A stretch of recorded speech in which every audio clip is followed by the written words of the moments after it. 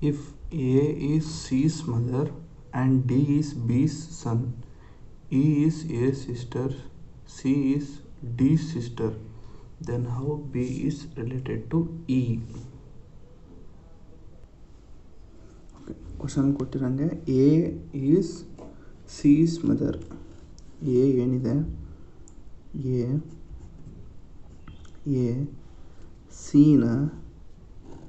ಸಿನ ತಾಯಿ ಅಂತೆ A. Next D is B's son. D ಏನಿದೆ, ಈ ಡಿ ಬಿನ ಮಗನಂತೆ, ಈ ಡಿ ಬಿನ ಮಗ. So box. Next statement E is A sister. E ಏನಿದೆ, ಈ ಎನ ಸಿಸ್ಟರ್ ಅಂತೆ.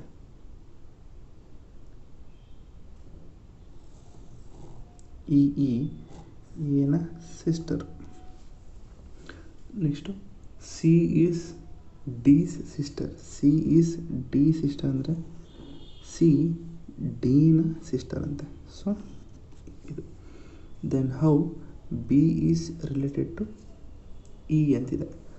ಹಾಗಾದರೆ ಇವರಿಬ್ಬರು ಅಂದರೆ ಸಿಸ್ಟರ್ಸು ಬ್ರದರ್ಸ್ ಆದರೆ ಇದು ತಾಯಿ, ಹಾಗಾದರೆ ಇದು ತಂದೆ ಆಗ್ತದೆ, ಇದು ಬಾಕ್ಸು.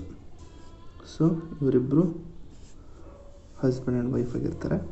ಹಾಗಾದರೆ how is B is related to E.